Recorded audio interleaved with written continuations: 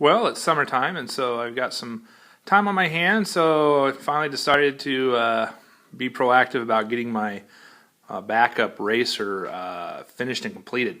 So what you have here is a VQ Tony ARF that I'm going to be doing a video series on converting it, getting it ready for silver class, and just reinforcing it and making it better than the way it comes out of the box. So some people asked some questions on how I did that with that zero in the back.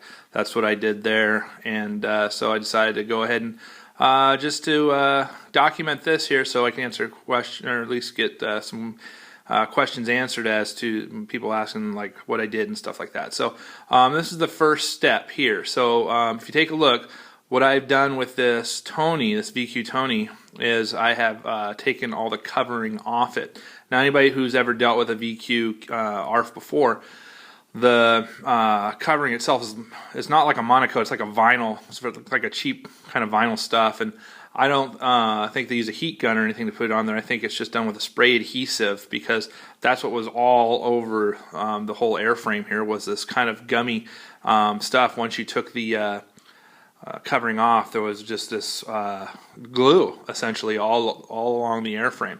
And so the way I took this off was I just kind of heated it with a gun as I pulled it off, and the residue was left behind.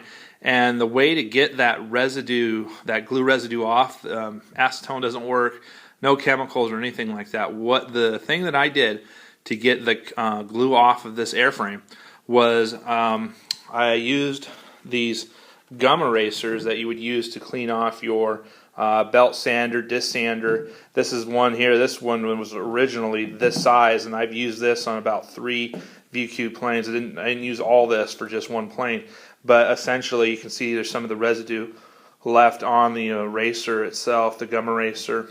And what I would do is I would use the sander on this to get the gum off of it. So essentially what I would do is I would take the eraser and I would just run it along the grain, and the eraser did a really good job of getting it off. So I do recommend that when you do it, going straight with the grain is not the best. Going perpendicular with the grain is not good either, because you can see what it'll do is just the glue, it will kind of lift parts of the balsa off. It's not major or anything like that. So the way that I've done it seems to work is kind of going at more of a 45-degree angle, and it lifts right off. It gets onto the eraser, and then after all the sides get gummed up is to go over to the disc sander, clean it off, and then start anew. This is the most time-consuming portion of this plane.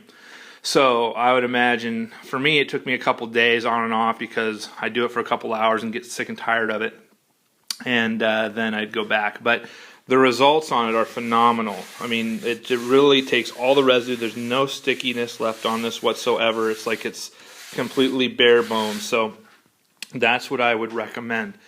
So the next stage, what I'm going to be doing is, now that I've got all that done, is I've got to I'm going to put some CA through the inside here on all these joints with the ribbing everywhere in here, and then I'm going to be filling these exposed areas, these rib exposed areas, with balsa, because those need to be strengthened up. Since this is going to be for silver, this is going to be holding a YS 115 in here. This needs to be stout. It needs to be strong. So I'll be doing that on both sides of the wing. And for those that want reference as to what thickness balsa this is, it looks like it's 3/32. That's why I put in there, and it looks like it feels pretty flush. So so far that's it. That's the first step. So if you have any questions, be sure to post those. I'll try to answer the best of my abilities, and I'll show you in my next video. I'll either show the wing together or the empennage area, what I'm working on, but I have a feeling it's going to be the wing. So stay tuned.